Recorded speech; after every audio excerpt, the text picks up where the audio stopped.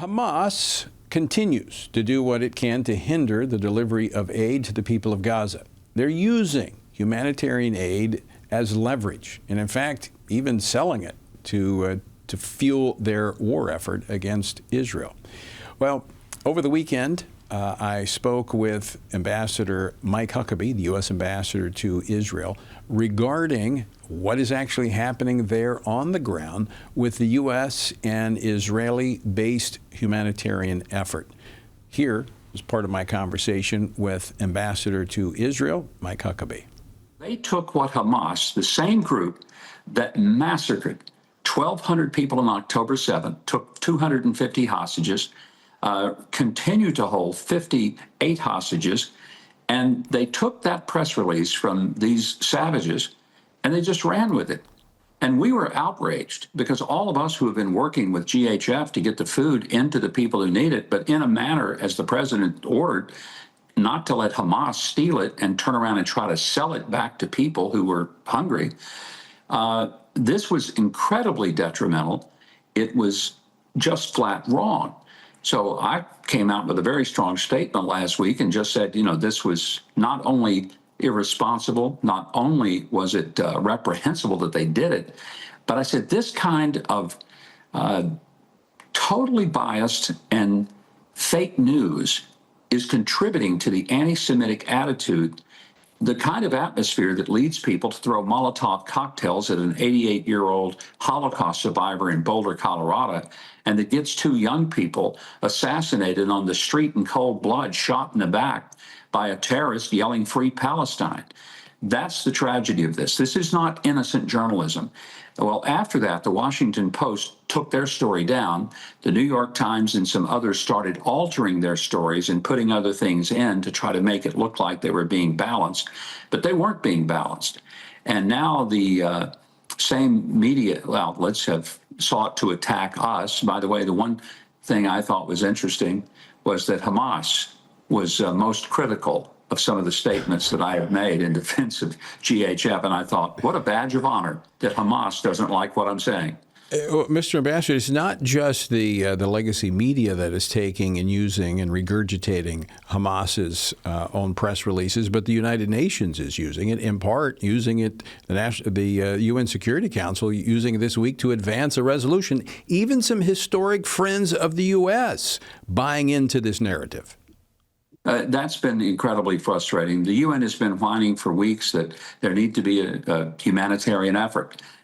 As soon as there was one, they started complaining that they didn't like the way it was being conducted. This is like saying, I'm so very hungry. I am so very, very hungry. And then when the food shows up saying, I don't like the color of plate that the food is being served on.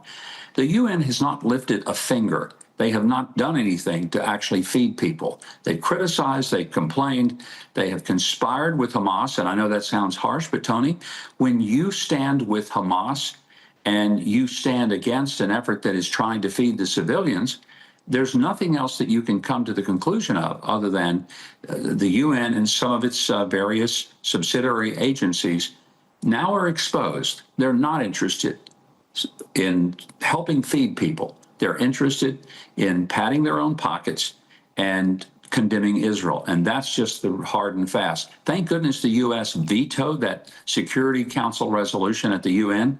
But it's just one more way to look at this and wonder, should we even continue supporting the UN? The billions of dollars that we've spent through the years with this organization, what are we getting from it? What is the world getting from it other than some of these reckless lies that they continue to tell? Heartburn.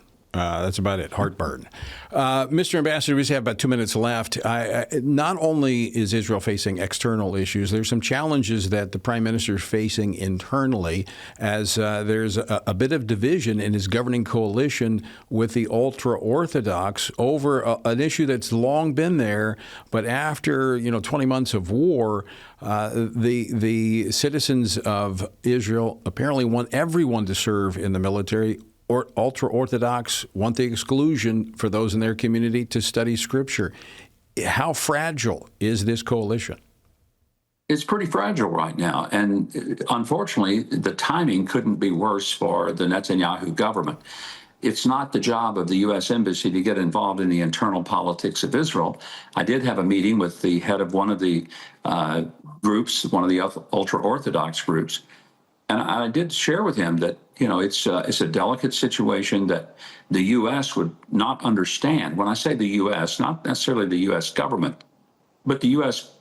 Public would have a hard time understanding why there would be an attempt to dissolve a government in the middle of a war with Houthi missiles coming at us almost on a daily basis. Twice this week, I've been pushed to the shelter by Houthi missiles.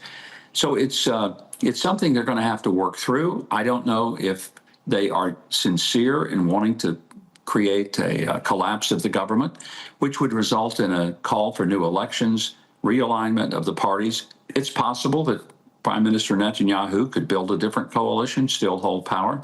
But there's also a possibility that the whole government collapse and there would be a new prime minister, a new Security Council for Israel.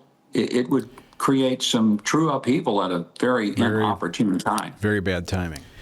Well, that was part of my conversation with the U.S. Ambassador to Israel, our good friend Mike Huckabee. That was a part of my weekend program this week on Capitol Hill. You can actually watch the entire interview if you want to go to thisweekoncapitolhill.com.